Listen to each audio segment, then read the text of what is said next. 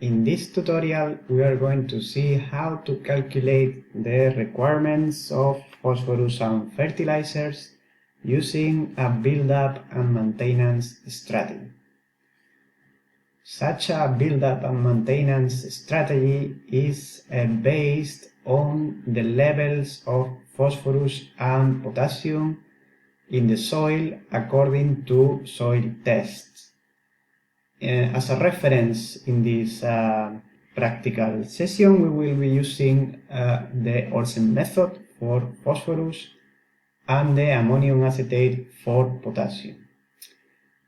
Briefly, the build-up and maintenance approach tells us that we should apply enough phosphorus or potassium to satisfy the quantity of these elements that are leaving the field in the exports of the harvested organ and the residues that are leaving the field. And this will only take place when the levels of phosphorus and potassium in the field are appropriate. When the soil test reveals that the content of phosphorus or potassium is below a critical level, we will have to apply the exports of phosphorus and potassium plus something else that will return the soil to appropriate levels of these elements in the soil. Also, there is a general recommendation that tells us that if the soil test level is above 2 times the critical level, we can safely reduce the amount of fertilizers below applying the exports of phosphorus and potassium. And a usual rule is to use 50% of the phosphorus and potassium requirements according to the exports. These equations are the ones that sustain the method that we have described briefly, and they appear in the book of Principles of Agronomy for Sustainable Agriculture in chapter 26 that refers to the fertilization of phosphorus and potassium specifically. So, when our soil test level is above the critical soil level but below 2 times the critical soil test level, then the requirements of phosphorus will be the phosphorus that is exported from the field. If we are below the critical soil test level, we will have to add something else, and this additional supply, the build-up, will depend on the basic density of the soil, the depth of the soil, the number of years required to complete the build-up, and the difference between the critical soil test level and the soil test level that we have performed. Finally, if we are above 2 times the critical soil test level, we can reduce the requirements below the exports. Here we are applying a simple rule of adding only 50% of the phosphorus that is being exported. In the case of potassium, the equations are basically the same. It only includes an additional correction factor that depends on the soil. And as a final remark, we should consider that the applications of phosphorus and potassium in the soil shouldn't exceed more than these 2 thresholds, because further supply of phosphorus or potassium will be inefficient. The calculation of the phosphorus and potassium exported from the field depends on the dry yield of the crop and the concentration of the elements phosphorus or potassium in the harvested organ. And in case we are leaving a fraction of the residues in the field, a fraction of residues is leaving the field, then we will have to consider the concentration of phosphorus and potassium in the residues and the total biomass of residues that is leaving the field. Now let's have a look to an example based on a rapeseed crop growing in Cordoba in a sandy loam soil. We need a series of inputs to implement these equations, and these inputs can be grouped in inputs regarding the soil, the crop, and the fertilizer. With regard to the soil, we need the soil test levels for phosphorus and potassium, in this case based on the Olsen method, and the acetate ammonium for the case of potassium. We need the critical soil test levels for these two elements, which are taken from tables that appear in the book for the soil characteristics of this example. We will be considering that the soil is 0.5 meters in depth. The basic density is 1.4 tons per cubic meter.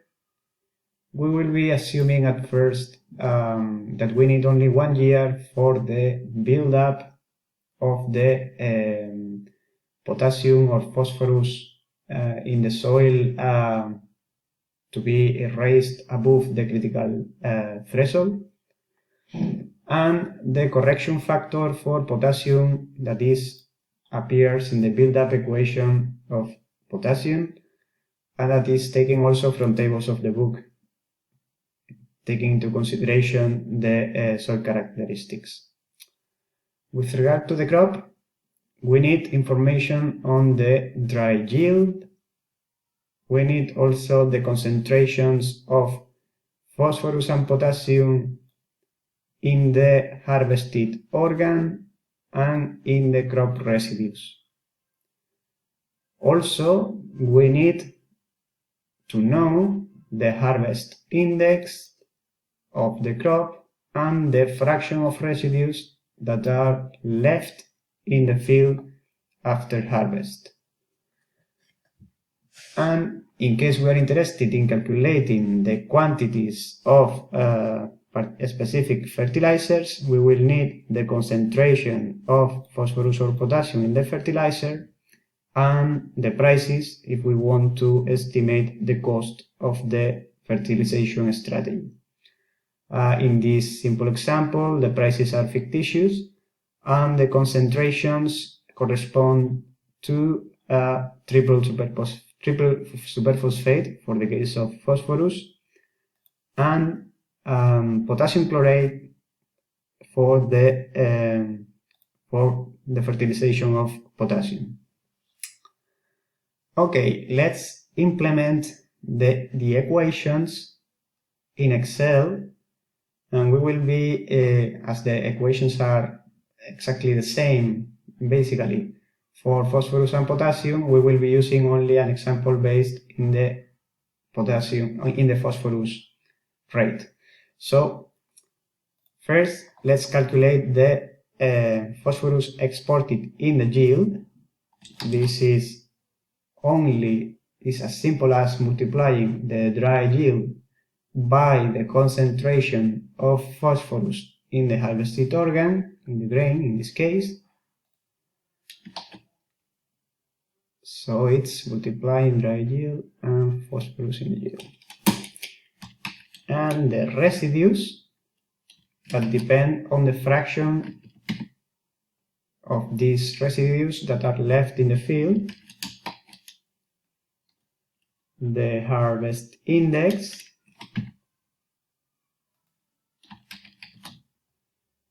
the concentration of potassium in the residues, and dry yield.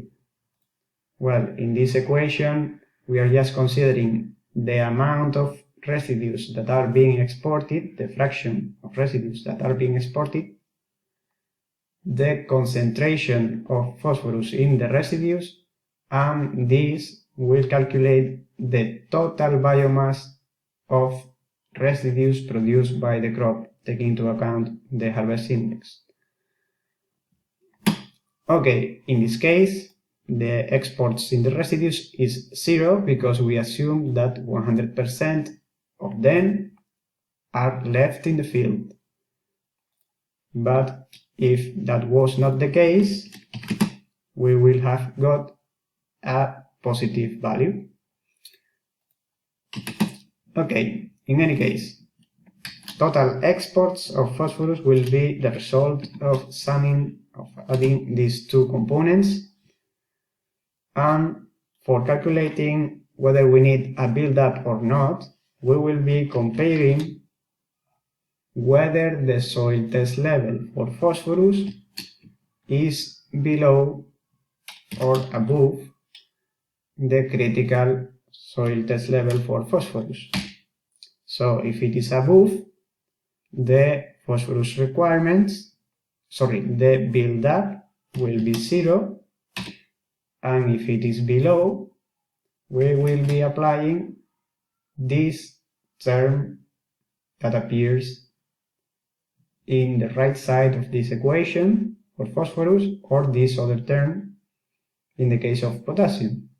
We are working with phosphorus, so it's 10 multiplied by the basic density by soil depth divided by the number of years and multiplied by the difference between the critical soil test level and the actual soil test level.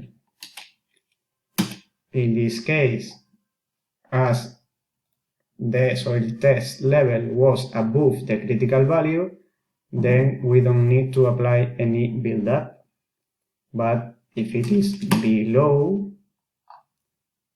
the critical value, Excel will tell us that we need to apply some additional kilograms. Let's go back to the basic case. In any way, the total requirements of phosphorus will be obtained by summing these two values, and the fertilizer requirements, just consider these requirements and the concentration of phosphorus in the fertilizer.